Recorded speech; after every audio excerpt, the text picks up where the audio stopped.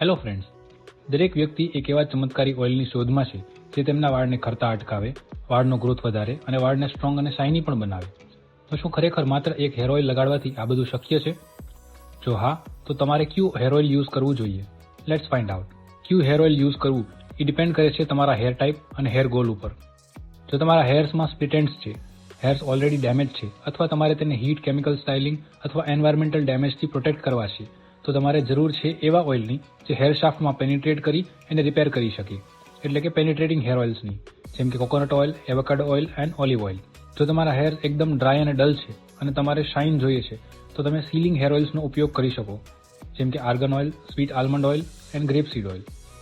આ oils hair ક્યુટિકલને seal કરે, જેથી હેર સ્ટ્રેન્ડ્સની અંદર મોઇસ્ચર લોક થઈ જાય છે અને હેર્સને નેચરલ શાઇની લુક આપે છે. એક્સેસ હેરફોલ એટલે કે વધુ પડતા વાળ ખરવાના મલ્ટિપલ રીઝન્સ હોઈ શકે અને દરેક વ્યક્તિમાં અલગ અલગ સમયે અલગ અલગ રીઝન્સ પણ હોઈ શકે.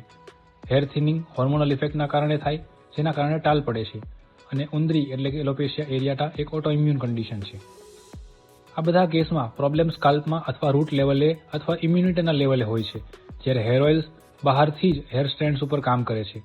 તો ફ્રેન્ડ્સ, યાદ રાખજો, માર્કેટમાં એક પણ એવું ઓઇલ નથી કે જે બધા જ કારણોને માત્ર હેર ઓઇલ લગાડવાથી સોલ્વ કરી શકે. Like, share and follow for more such informative videos. Thank you.